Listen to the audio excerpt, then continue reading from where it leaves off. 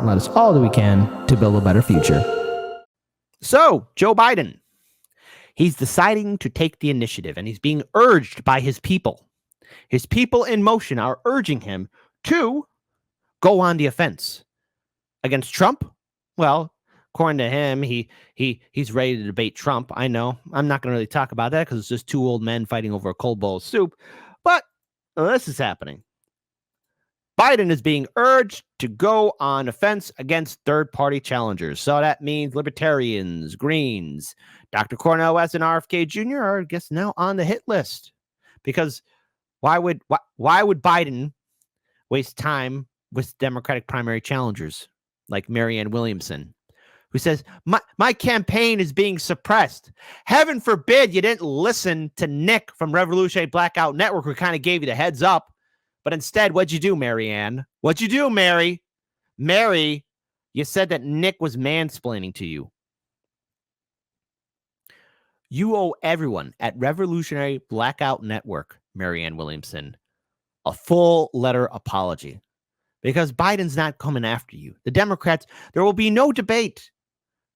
No debate. No debate at all, Marianne. Dean Phillips. And for some reason, Cenk Uygur. It's not happening. Stop saying that's going to happen. So let's talk about it. Democrats are pressing President Biden to take on his third party and independent opponents amid concerns they could seriously damage him in November, as they should. Now, look, I got my criticism of third party candidates, but they have every right to be on the debate stage. They have every right to be on the ballot, just like Donald Trump, too. Robert F. Kennedy Jr., Dr. Cornel West, and Dr. Jill Stein have all sparked party-wide fears. Oh, no. Another option for voters to vote for. Okay, I don't care. Great. They should be on the ballot. And if any one of you in my audience want to vote for RFK, Dr. Cornel West, Dr. Stein, the Libertarians, or whoever else is on there, Trump or Biden, guess what? That's your choice.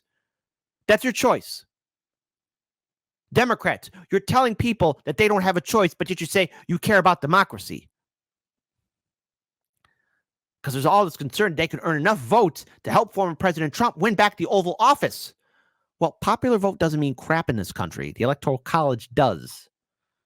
You know what? I'm just going to say this just to trigger the libs. I do hope that RFK Jr. and Dr. Cornel West and Dr. Jill Stein, the Libertarians, each in their own right, win at least one Electoral College vote. That would be a sight to see. I know that's setting a high bar. I would like to see it. Do I think it can happen? No, but it would make my day on election night. But I'm not expecting that to happen, but I hope that it happens. Understand the difference between the two. I hope that it'll happen.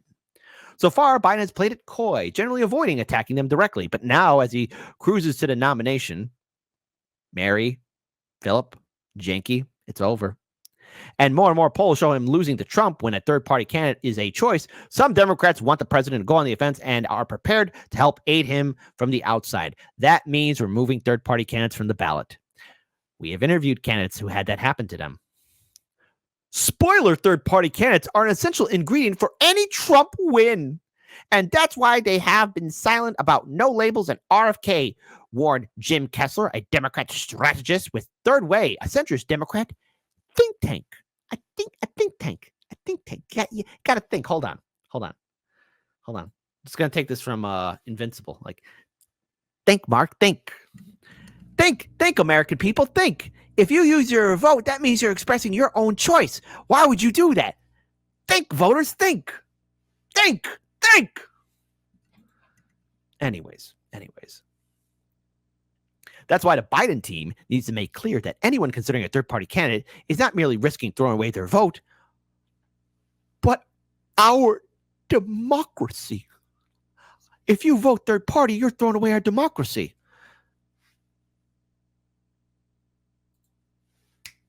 Hey, listen, come here. I'm going to tell y'all a little secret. I voted third party in 2016. I voted third party in 2018. I voted third party in 2020. And I voted third party in 2022.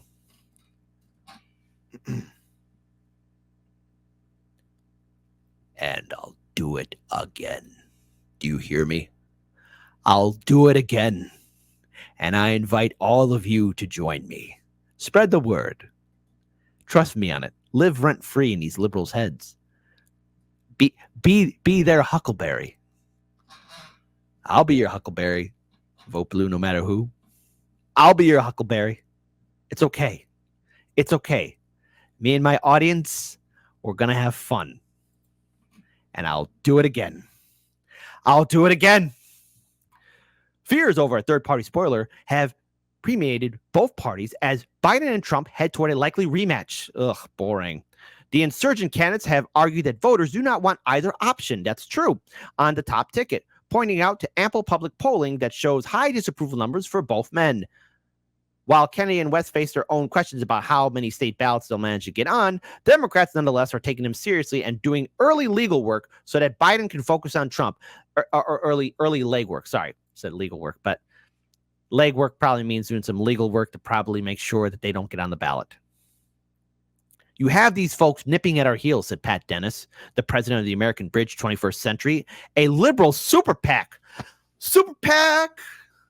That's not to say they're not dangerous. I do think they are extremely dangerous, and that's why organizations like mine are focused so hard on them and are making sure people are aware of the real threat that they are. I thought we cared about democracy. I thought we cared about choices. West, the staunch progressive who's now an independent, and Stein, who's running again with the Green Party, see Biden as incapable of meeting voters' calls for a change of direction. They want him to move leftward, warning that he risks fracturing the liberal coalition that helped him win against Trump the first time. Polling shows he lost significant traction with part of that core base, including young voters. Maybe it's because he's been indifferent with Gaza and overall the war in Yemen, the war in Ukraine, and hey, military strikes with Iran. Biden and his inner circle have been hesitant to address those concerns publicly, leaving the door open for third-party and independent voices to potentially have a lane. Good. Dennis and other Democrat strategists see their work ahead as defining lesser-known candidates through their policy positions, while also working to create negative connotation beyond name ID for more prominent figures like Kennedy. Oh, no. While that work is happening beyond the campaign infrastructure, some Democrats and election experts say that Biden could try to highlight contrasts with these candidates himself. So does that mean Biden would be open to debating these third-party candidates? I mean, how historic would that be? Instead of Trump and Biden, the Democrat and Republican, you'd have the independent RFK, you have the independent Dr. Cornel West, you have the Green Party candidate, Dr. Jill Stein, and whoever the Libertarian nominee will be. You'd have 6 people on the stage. You're saying Biden, old dog Biden's got that big dog in him to take them on? That would be a sight. Why not? Do it. I mean, you liberals say you got that dog in you. Go ahead. Bernard Thomas, author of Demise and Rebirth of American Third Parties, said that any of these so-called spoiler candidates would have to seize on an area that voters say Biden and Trump are failing to address. An effective third-party strategy in the U.S. would be to be a spoiler with a purpose, said Thomas, who is a political science professor at Valdosta State University. The key to successfully mounting a third-party challenge is to address some policy theme or stance that major parties are missing on or avoiding. One possibly issue is the conflict in Gaza. Several of Biden's winning constituents from 2020, younger voters, Arab Americans, and black voters, have criticized the Democratic administration's response to the war, accusing Biden of discounting the Palestinian cause and high death toll as they work to address the aftermath of the October 7th terrorist attacks against Israel. Both Stein and West are to the left of Biden on the issue. West has rallied heavily against military-industrial complex, and Stein is running on a traditional leftist anti-war platform. Observers say both could be attractive to certain voters who see Biden as too entrenched in the controversial stance around America's role in foreign conflicts. The Biden campaign needs to confront this head-on by addressing the issue and trying to co-opt it, so as to take away the sting from Stein and West campaigns. This means that they're going to lie to their voters, be like, no, we care about the issues like the Democrats always do. And before anyone types in the comment section below, oh, Kit, you're always mean to Democrats. Well, they do this to themselves. It's not my fault that the Democrats broke their coalition. It's not my fault that Biden didn't follow through with his promises. Hey, it's not my fault that Bernie and AOC didn't even have the spine or the soul or the heart to really challenge the Democrats and their establishment or hold Biden accountable. They broke their movement. They're the ones who abandoned it, not us. So what's the incentive, Democrats? Seth Stotcher, a spokesperson for the Biden-Harris 2024 campaign, predicted that only 2 candidates will be able to compete in the fall. When voters head to the ballot box in November, they will face the choice between 2 starkly different visions for the country, and only 2 candidates was passed to 270 electoral votes. President Biden, who will fight for our freedoms and uphold our democracy, and Donald Trump, who will strip away our rights, saying he'll be a dictator on day 1. Team Biden-Harris will spend the next 9 months talking directly to voters to ensure they understand that choice. Well, I don't care. West, an independent candidate, suggested he's willing to engage with the president if presented with the opportunity. Oh, West, please. See, the thing is, what I could see happening is either 1 or 2 of the candidates dropping out and endorsing Biden, like the independents. And if I see West do that, it's just like, come on, don't do that. I find it profoundly hypocritical for Biden to defend democracy and redeem the soul of the nation by trashing opponents at home and enabling genocide abroad, he said. While the controversial party stance is that Biden must primarily use his power as president to govern and tout policy achievements at this stage of the campaign, others believe more can be done simultaneously. Polling shows support for the 81-year-old president eroding in key battleground states such as Michigan and Georgia, and many fear the presence of a third party or independent candidate on the ticket would make his prospect for victory much more uncertain. Okay, great. Democrats, you did this to yourselves. But look, let's talk about this coalition falling apart. Shout out to Case Study QB. Who's wrongly being censored. Because remember student debt forgiveness? Biden never followed through on that. Democrats ever did? No. Think about this big tent party, right? President Biden has to get a whole lot of people out there excited to vote for him. We know that we have heard from a lot of progressives, a lot of young progressives that are uninspired. They're not excited. Some of them are downright angry. What does the president do to reach out to those more progressive voices, answer some of their priorities, while at the same time not move too far from where he is and lose those swing voters, lose those independents? Well, there's danger in the idea of like delivery and then benefit, right? So look at student loan reform. I mean, that is not something centrist Democrats were interested in pursuing.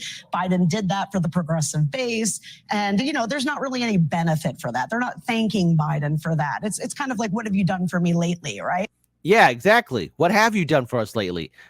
Don't forget, I played on this show on how corporate media, especially Morning Blow, was surprised. Like, hey, inflation is going down, but the prices are still going up. Like, hey, the economy's recovering, but why are things? What's going on with the economy? Like, grocery prices are not falling down. Like, everything's so expensive because people are going broke in this country. Working 2 or 3 jobs in this country ain't going to be enough, man. They're gonna be wanting you to work 24 hours a day, 7 days a week. Like, you'll never have time to be home. You'll never have time to relax with friends and family. You'll never have time to do anything. They want you to be forever working. You will own nothing and be happy. Just be happy you're working, robot. Right? So I do know that the youth disaffection over Gaza is going to be a huge issue. But at the same time, people have to understand most humans, and that's the most important point of the book, is most people are not us. They're not watching the 11th hour, unfortunately. They don't know who Mike Johnson is, like average Americans, right? So when I go into a store and I talk to people about politics, they don't know that the Republican Party controls the House. They don't know why No, here's the thing. Okay. A lot of people aren't engaged with politics because we are tired of them. Everybody knows that we're being lied to, all right? This is like only those who really believe in a 2-party system are still hypnotized into it. That's the only reason why the political establishment is still relevant. It's because there are still enough people who are trained into it, but more Americans, 50% of this country, identifies itself as independent, which is why people are not being engaged in the system, okay? Second of all, with the media, no, we see it, but we all know the media is screwing with us. So people know, okay? People know. It's just people don't have time to be engaged because our system has lied to us. The politicians, the media, the institutions, they all have. So somehow this expert, this big brain expert is going to tell you that, hey, you just don't know any better. Impeachment failed for Trump. They don't understand that actually the Republican senators weren't bound to that. So what you do... And no one cares about impeachment. I'm going to say this again. You know what? When that first impeachment was happening towards Trump, I'm glad that Tulsi Gabbard voted present. Not once, but twice, because it was stupid. The only person who had a brain there. Everybody else, impeachment, impeachment, impeachment. No, it was a waste of time. Because guess what? Yes, okay, the House wanted to impeach Trump. Who's the jury? It's the Senate. The Senate was majority Republican. What do you think was going to happen, goof troops? I remember there were so many liberal podcasts, people celebrating, opening up beers and saying, yeah, we got him. And now he's running again in 2024. Bunch of morons. Is you accept you have rough clay. Okay, we're not going to fix the clay, right? But what we have to do is meet it where it is. And so the strategy then devolves or becomes totally different. Our strategy previously is let me appeal to you on policy specifics and try to win you over to my side. And what the strategy now is let me make sure that you know what the modern Republican Party stands for, because voters are telling. Yeah. And then, of course, you have these same liberal think tanks and individuals saying why you shouldn't vote third party or independent. No, you shouldn't do that. Let us think for you. Tell me, folks, if some random stranger walked into your house and started rearranging your house, telling you that they know better than you, are you option one going to say, okay, yeah, welcome, stranger. Welcome, stranger. Come into my house. Yeah, put your muddy shoes on my nice, clean floor. Go ahead. Rearrange everything. It's fine. Type 2. Dude, if you don't get out of my house and out of my face, I'm going to beat you with an inch of your life. 3, 2, 1. I wonder how many twos we're going to have in the chat. I wonder. Us again and again in data that they still think the Republican Party stands for good on the economy and good on national defense. And, we've been watching politics for the last 20 years. We know that the Republican Party has not been good in either of those issues. So it really is about redefining who those Republicans are and making sure that, people who are violating their oath of office aren't able to run on the mantle of being a moderate. Yes. Oh, great. Hey, Democrats. Here's your here's your dog that you're telling should go after third parties. Folks, this is embarrassing to watch, and this is really this is downright pathetic. Democrats, this your dog? There is some movement, and I don't want to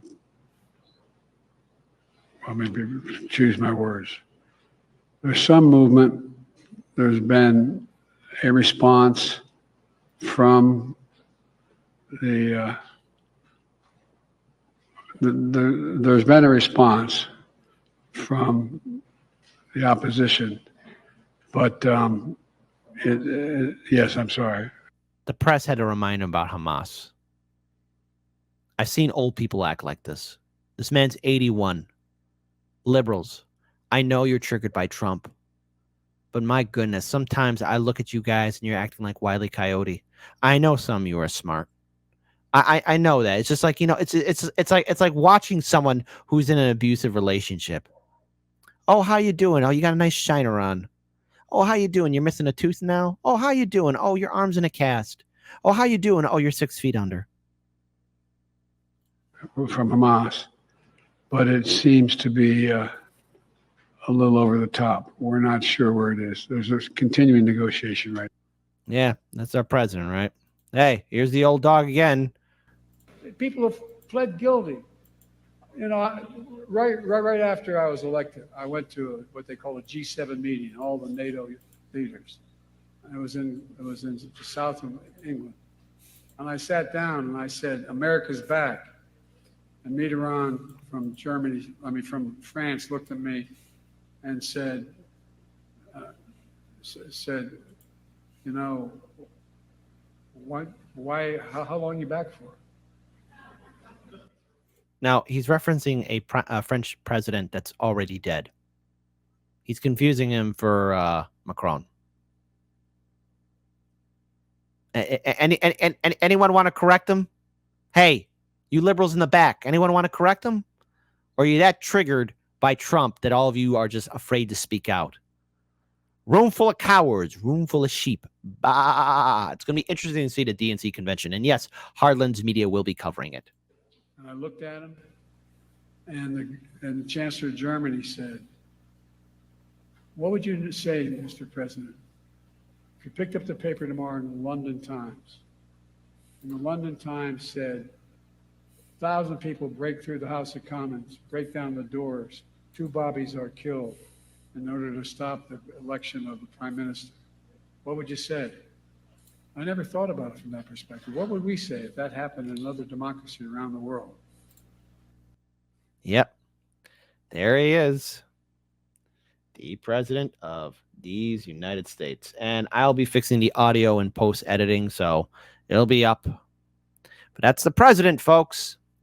The president, our leader, who's being urged now to go up against third parties. But don't worry, knowing the Democrats and what they'll do, they're going to go after third party candidates legally, trying to get them off the ballot, make sure they don't get on the debate stage. I said this before, Illinois is extremely draconian. Some states are more worse than us, others much more lenient, but that's not saying much. And as much as I have my criticism of currently of the third party movements here in this country, they have every right to be on the debate stage. They have every right to be on the ballot. I can give my criticism to them, but they have a right, and their supporters have a right to vote for them. That's what I believe in. Okay? So I could be critical of people, but they have a right to be on the ballot. Same thing for Donald Trump. Recently just found out now that the great state of Hawaii just decided to vote to kick Donald Trump off the ballot. You know, if they're willing to do that to him, they're willing to do that to people like RFK Jr., Dr. Cornel West, Dr. Jill Stein, the Libertarians, and any other independent candidate that's running for office. That's not right. What we're seeing is a political party currently in power denying people and candidates the right for the American people to choose them. This is not how a democracy should function. This is not how a republic should function. And the fact that you got the liberals cheering it on says all you need to know about their mindset. They fear Trump because what? He's going to bring World War III and end a woman's right to choose, and the economy will crash. But oh, wait, that's happening under Biden. He's going to stop candidates from running for office. Oh, wait, that's happening under Biden. Liberals, are you projecting much? And the answer is yes, they are.